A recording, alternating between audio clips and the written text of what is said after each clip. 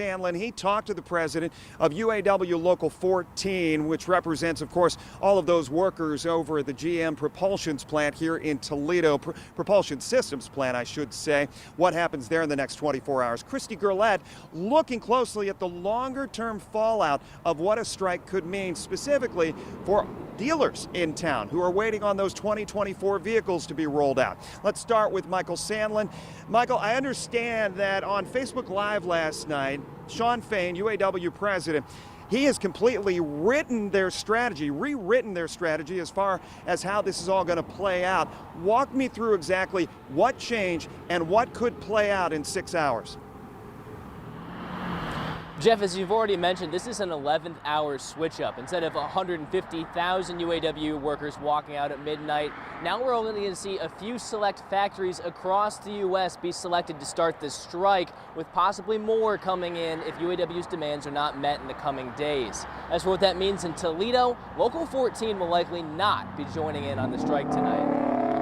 And if you think about escalation, that's not us. We're a sledgehammer, we're not a scalpel, right? You take us down, General Motors goes down. That's UAW Local 14 President Tony Totty explaining to some of his workers a change in plans.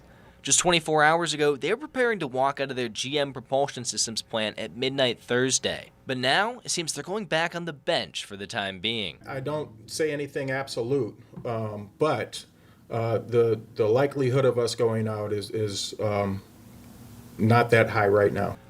President Fain is calling the plan a stand-up strike. The union will slowly cut away at the companies by picking strategic strike targets and closing down more and more factories from the big three for each day a deal isn't reached.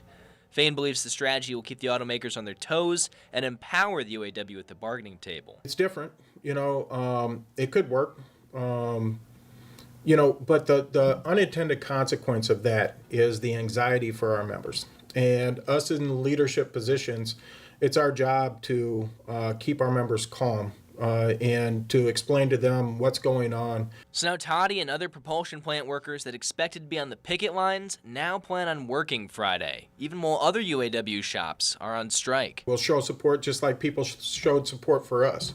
If it's somebody else, we'll find different ways to support them, because sooner or later, if we don't get the resolution, it will show up to our doorstep. We're prepared for any scenario that comes from these talks.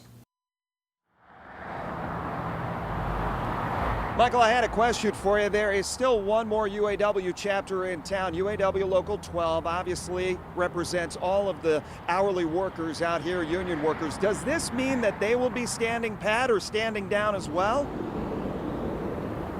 Well, Jeff, at this hour, it's still unclear. I was on the phone with Mike Sawaya, the chairman for Local 12 with their Jeep factory earlier today, and he told me they won't get the green light for certain until between 8 and 10 p.m. tonight. So he'll text me later today, and then we'll get that information. But unlike Local 14, they've been given no word to stand back and stand by. So as the hours continue to pass, it's looking more and more likely.